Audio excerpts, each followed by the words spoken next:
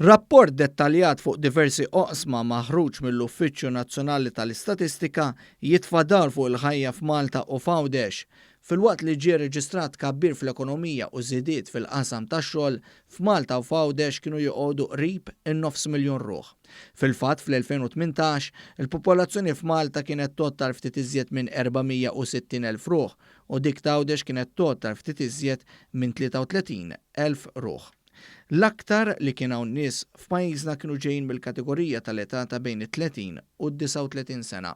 L-NSO rapporta wkoll li fl-2018 naqsu żwiġijiet bi ftit aktar minn 100 fejn il-biċċa kbira ta' tnaqqis kien dovut li żżewġu ferm inqas nies f'Malta milli f'Għawdex. Fis-sena msemmija kien hawn 2831 żwieġ li ġie reġistrat f'pajjiżna.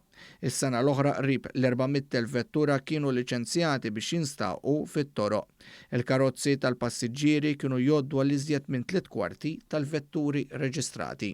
Iċ-ċitazzjonijiet mogħtija mill-Pulizija s-sena l-oħra żdiedu b'7.3% fuq is-sena ta' qabel, filwaqt li dawk mogħtija mill-uffiċjali fil-komunità naqsu b'mod notevoli. Fil-fatt fl-2016 kien hawn tnaqqis ta' 29.5% fiċ-ċitazzjonijiet li taw dawn l-uffiċjali tal-leża. L-aktar ċitazzjonijiet komuni kienu dwar veloċità eċċessiva li nqabdet mill-kameras li nsibu fit-toroq. It-turiżmu s-sena l-oħra rrapporta riżultati b'saħħithom fejn ġew qrib iż-2 miljun turist jew 2.2% iżjed mill-2018. Fil-qasam ambjentali hemm ukoll ċifri notevoli fejn fost l-oħrajn żdied l-ġbir tal-materjal riċiklabbli u kważi 95% tal-iskart domestiku miġbur ma kienx ta' periklu. Sentejn ilu kien hemm ftit iżjed minn 25,000 panella fotovoltaika li twaħħlet.